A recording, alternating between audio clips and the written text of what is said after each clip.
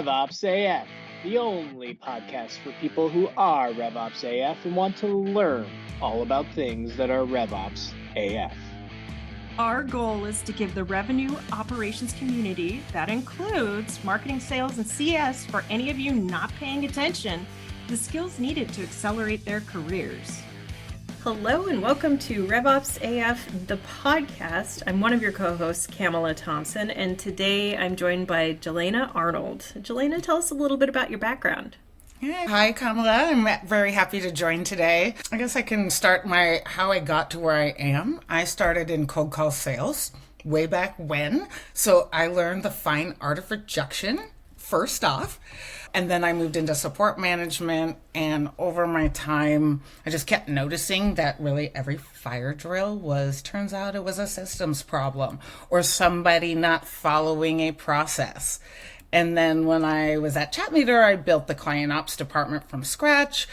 I am someone who just really loves the long game and scaling teams. So untangling like complex problems and designing process and making people's lives easier was something that turns out I really love to do.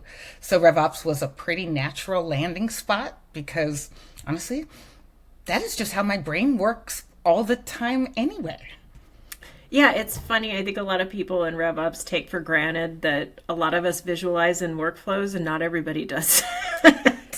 Yeah, I have a plan for my Saturday cleaning projects that my family thinks is excessive. So this is, perfect discipline for me. Oh my gosh, no wonder we get along. There's an order to things, and you have to start at the top and work down, or you're just going to have to redo work. There's an order. You need to be efficient. Why would you just do stuff without a process or a plan? Yeah, I agree. Speaking of plans, I think the RevOps Co-op has a pretty solid definition of what RevOps should be, and it aligns with what the original pundits were saying. But what are we really seeing in the market? That's a good question, and you're right. We all have a good understanding of where we think companies should be, but whether that's done in practice, that's not really what I hear from most RevOps operators. It's not really that all these companies they follow this universal blueprint. They actually don't all agree. Those of us in the RevOps Co-op might be aligned, but those go-to-market leaders are not. So if you look under the hood at really any company out there, they have their just own crazy creature created. There isn't really a standard structure I've found. We've got marketing ops reporting here, RevOps here, some reporting under sales, a CRO, the CFO, customer success. Everybody's got a different idea of what they should be doing. I think a lot of companies are really a mix between that legacy sales ops structure with an attempt to be at the unified RevOps structure.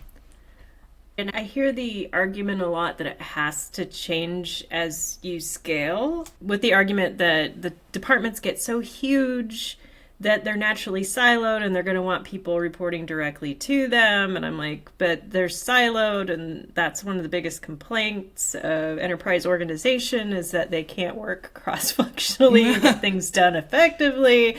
And then as companies scale, you have data governance, so you have to give up any ownership of the systems. But I've also seen RevOps retain that by working closely with legal and finance. And why is this happening so much at so many different levels? It's not consistent in a large organization or a small organization. It's just different everywhere. Yeah, I think it has to do with maybe everyone really underestimates the people skills required to make a structural change at an organization.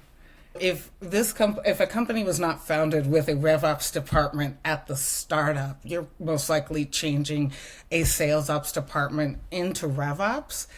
And it's a lot of people make the mistake of just focusing on the right systems, the right tooling, the right process, which is absolutely essential, but there's a lot of change management and people skills that goes into actually making that change. And I think that sometimes gets underestimated. I had mentioned at the beginning that I started in cold call sales.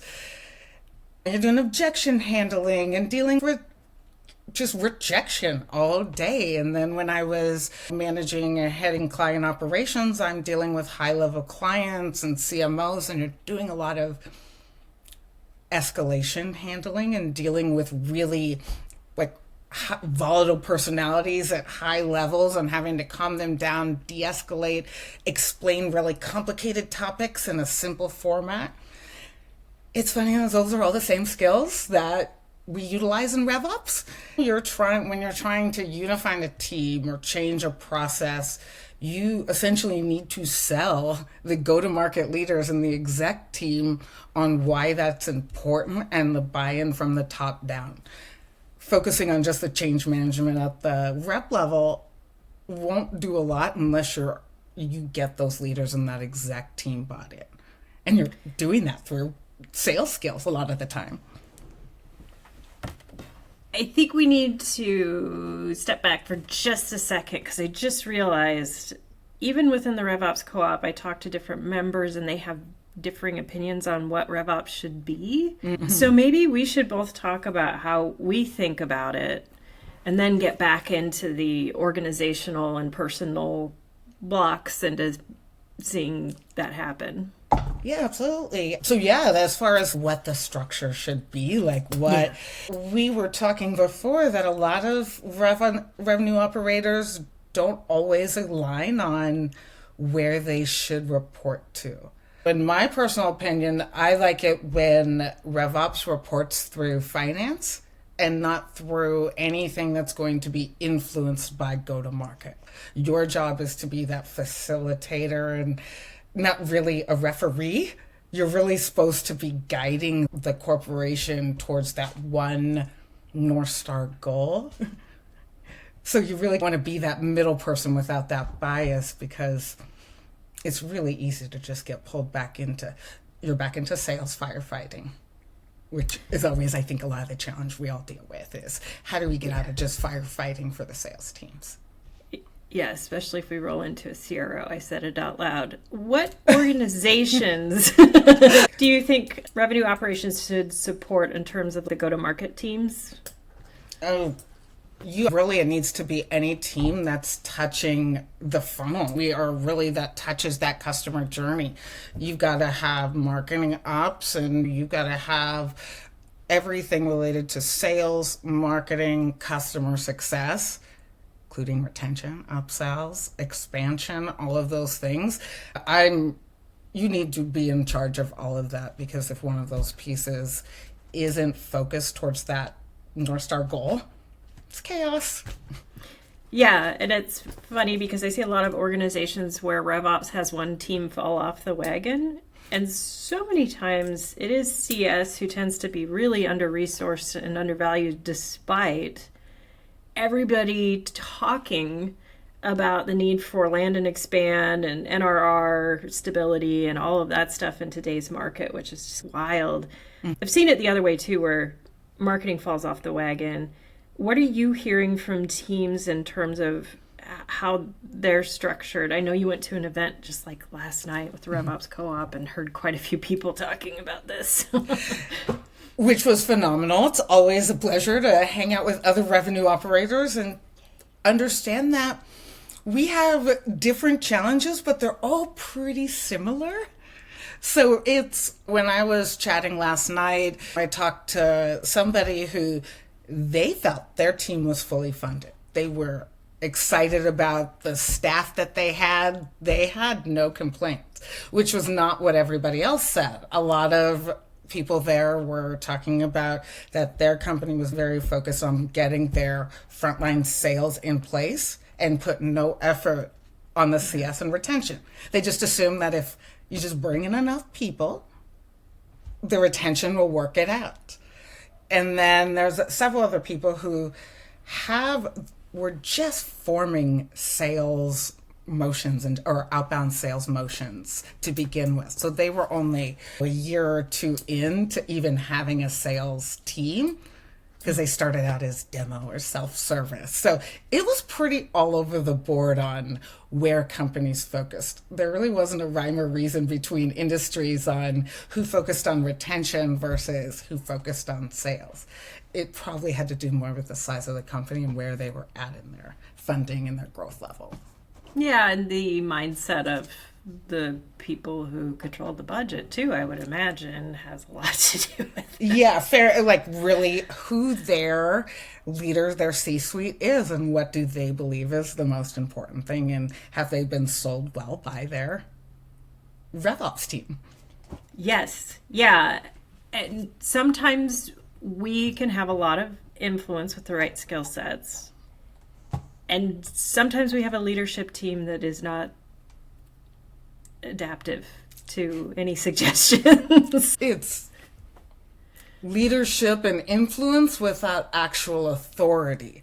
So that's where like those people skills come in, because you can be really great at like systems and reports and dashboards, but you can't just show a dashboard to a C-suite level executive and have them understand why you need to put in place this project that's going to take a year to implement, or this cleanup, or the whatever you want to do that you know is going to make a difference. You have to tell that story.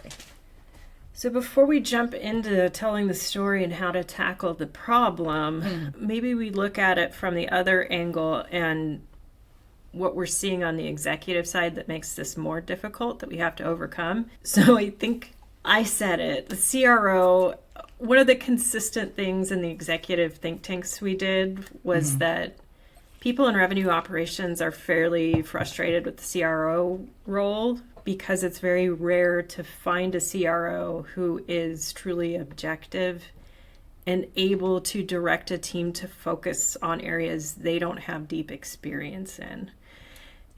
And in B2B SaaS, a lot of times that tends to be a sales leader.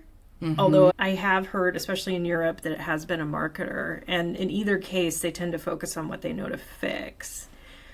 What are some of the other executive hurdles, maybe from the CEO even, that people should look out for, either when they're interviewing for a position or just in the trenches and frustrated that their ops departments are pretty fragmented?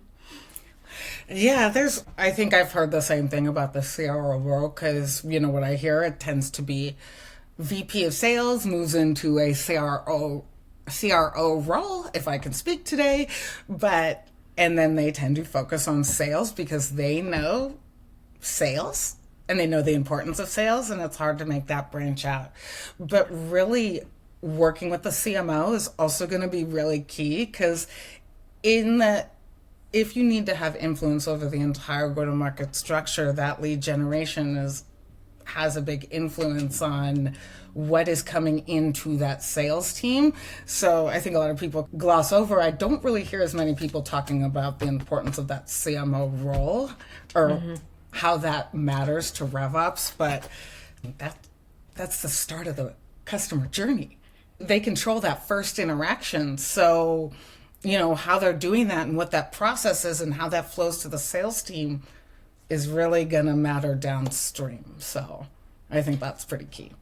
Yeah, and you touch on, I always emphasize team handoffs first, because that's usually the greatest opportunity for issues and fixes and to make an impact on the company, because that lack of coordination is just, the roles are so different in nature, and they have to be, that it's really hard to get them to speak the same language when it's time to actually transfer those handoffs. So it's almost like in RevOps, you speak two languages. You speak like sales, the frontline language, the exec language, and then the language, I guess more languages. All the languages of each different department, and then really you have to translate that back to everybody. So you have to be able to speak to literally every go-to-market function, and then translate your complicated point back to them. So glad you brought up speaking different languages. Yeah, and it's always so interesting. I remember interviewing, and each executive had a really different vision of how I would be helping the organization, which was always like, okay, this is going to be a challenge. But I think the biggest thing you don't really know until you get into it is how much conflict there is between certain teams, and sometimes downright animosity, which I've seen too many times. Mm-hmm. That makes the job really hard for revenue operators, don't you think? Absolutely. That's where I end up having to train my admins on a lot of I keep going back to the sales skills, because you do end up having to be that middleman between all of the departments, trying to be that one to unify everybody. But really, if you do not have an aligned goal as a company, Camela, that's exactly what happens. Is everybody's got their different goals, and now they're competing, and now there's this back and forth fighting. So that's where it comes down to RevOps. You have to figure out how to sell everybody on that unified goal, and then you're moving things along instead of just playing referee, because if you don't, you just fight fires in sales, and then you referee between the go-to-market teams, of why you end up having to focus more on sales, because you're fighting fires and don't have the process in place to prevent that. So I'm excited to get into it. How do you recommend people who are stuck in we primarily support sales area, how do you recommend they tackle that? That you always end up focusing on sales, because in the end, that's a lot of what the company's quotas are graded on. I think overall, you do have to make sure that your sales team is aligned with a process, a realistic process. What I've seen is oftentimes people have a really great process on paper, but people aren't going to do that, or it might be inefficient, or just you didn't account for the personalities of people when you're putting that process in place. So you do have to get that process done in sales before you can move on to the full go-to-market journey. But really, it goes back to, if you get everybody aligned on one goal, it's not you having to focus on just sales. It's not you having to focus on just CS. People can understand, and the go-to-market leaders should be able to understand, if you're doing this one action, and if you can fix this sales process here in the handoff to the implementation team, what does that do to the retention down the line? And showing them that throughput of what that action does for them. Because in the end, it's not, our goal isn't our sales numbers or just our retention numbers. It's, what are we trying to accomplish together as a team? Is it our revenue overall? Is it our EBITDA? Whatever that might be, it needs to be something that everyone in go-to-market helps with. And then you really need to focus that RevOps is a change management function. Again, it goes back to those people skills. It's not a reporting team. You're not just building reports and adminning systems and creating dashboards. You should be leading that conversation about what that goal is, what our new tactics are, what our KPIs are. Are we meeting them? Are we not? Bringing up the tough questions that other leaders might not want to ask about themselves. Overall, you need to be able to sell internally, or else the internal politics will just put everything into complete chaos. It kind of comes down to the human element of stuff. Yeah. You have to deal with the people and the personalities and all that. Are they passionate? Are they introverted? Do they relate to a story? Do they relate to data? You have to be able to change that with each team and department that you're supporting. Yeah, and you can't get anywhere if you don't understand how each of the tactical projects tie back to the overall goal of the company and how much it'll impact it. So let's just give an example. And this requires a lot of active listening and being close to the executives. So if we have a board meeting and what comes out of that is we're really concerned about our declining net retention rate, then as a RevOps person, my job is to look at my projects right now and then figure out what I'm hearing and seeing elsewhere that maybe not included yet, to figure out how to reprioritize my projects to address the thing that the board, the executives, everybody is currently most worried about, which makes the argument later a lot easier. So it's starting with the why do this, and then working backwards. But I really like how you touched on different communication styles, and maybe we could build on that a little bit more. I'd like to hear more about that. Yeah, absolutely. Because I find that people that tend to be good at sales are not the same people that are going to be good at sales ops or RevOps. And sometimes that applies to customer success and implementation as well, but they're all a little different. And the leaders of all of those teams are different. The CFO, again, is going to be extremely different than the CMO or the CRO, especially if they came from a sales background. You're never going to, I don't want to say you have to take the, I would say stereotypes.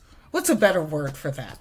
We just have, you generally understand the personalities. I think everyone in RevOps knows that in order to be good at sales, you have to be extremely personable and friendly and ability to push your ideas. So somebody with that type of personality set respects that type of interaction. They don't want you to show them data at all. You've got to essentially show them a sales pitch. But if I'm going to the CFO and I'm trying to convince him of a project, I am not coming with a sales deck and a long-winded story. I am coming with my top 3 bullet points of how this affects the company's bottom line and my report. And then when I'm talking to the chief customer officer, at that point, I need to not only tie in how this is going to affect revenue, but also with a story. So yes. It's also numbers and a story. So it's understanding, it's getting to know the people you work with, but you're also we generally have an idea of the people that work on those types of roles. Yeah, and I think personality types, that's personality the best types. way to put That's the right word. Yeah. I couldn't think of that. Yeah, everything else I was thinking, no, that's not going to work. Yeah, I'm like, what? I knew that wasn't the right one. Myers-Briggs? I don't know. Myers-Briggs. But no, personality types, the general personality types. That's it. Yeah, I mean, I've met a couple really extroverted software engineers, but they definitely haven't been in the majority. I think we can all agree. It's fine. Jelena, thank you so much for being on the show. Where can people find you to network? And maybe I also need to put in a plug for you. Please do come to RevOpsAF 2026 in San Francisco. Jelena will be one of our wonderful speakers, and you can also meet her there. But where else can people interact with you? I am on LinkedIn. My Jelena Arnold. I would be very excited to connect with anybody in the RevOps industry. I'm very excited for the RevOpsAF conference. And if you have ever wondered why the RevOps team is brilliant technically and great system admins, but you're not being taken serious strategically, I'm here to talk about fixing that. So hope to see you there. Thanks so much for tuning in to today's episode, everybody. For more great content like this, join our community at RevOpsCoop.com and check out the links provided in the show notes. Keep it RevOpsAF, y'all.